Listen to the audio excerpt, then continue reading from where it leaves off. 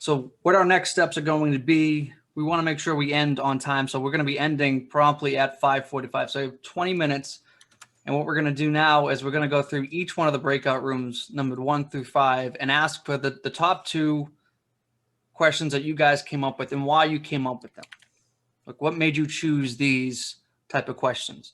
All of these will be pooled into a single document, and this will be shared in the Google Drive that Dennis had already created. So you'll have access to all of this work when we're done. So we're going to go right into breakout room number 1. I'm not sure who was facilitating that. All right. So what we had for our top 2, based off of some of the things we talked about in communications, was how can we establish policy or guidelines to reflect the direction and temperature of the body.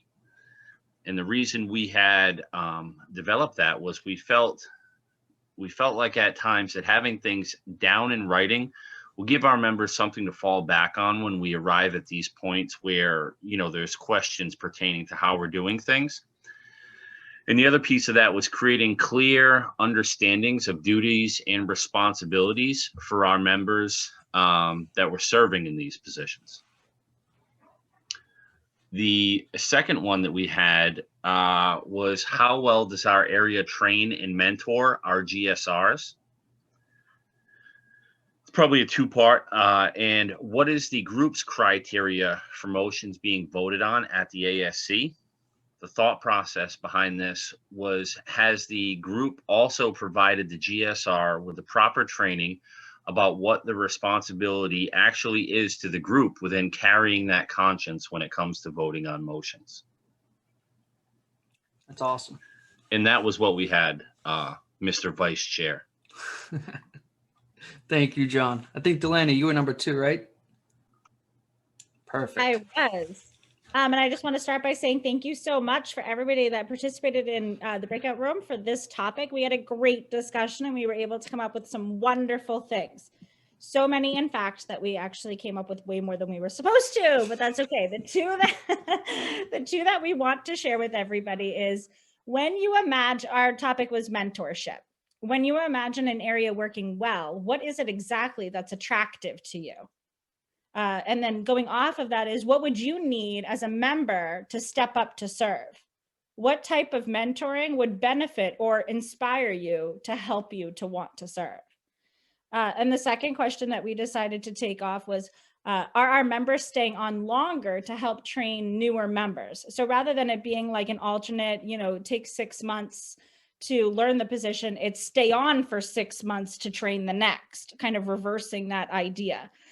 You know, that was a topic that had come up. And I think that, you know, we didn't talk about this in the breakout room, so I'm going to sum it up for everybody. I hope I do okay. I think the general idea in our breakout room was, what's the point of training somebody to enter something that's broken? Like, why are we taking all this time to train somebody to work a machine when the machine itself doesn't work properly? And so what we really wanted to do as a result of this inventory was come up with new ideas on how to take what we already know and change it into a structure or a service that is not bound by the way it's typically done, or bound by the ASC, blah, blah, blah, blah, blah, and more inspired by our group's desires, needs, and just make it attractive so that people want to serve, because the item or the thing that they're learning the training for is good in and of itself. So that was kind of the direction we wanted to go. I hope I did all right explaining that from my group, but we had a great discussion about just changing the ideas of our typical service structure and making them task driven instead of position driven and things like that. So thank you, everybody.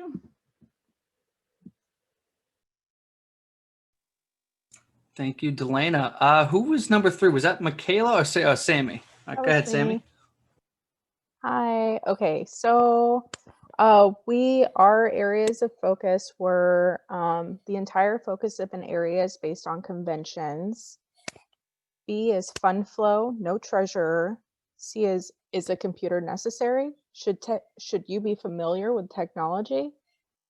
And the questions that we came up with, we also came up with much more than we were asked. So instead of 2, I'm sharing 3 because they were all so rich.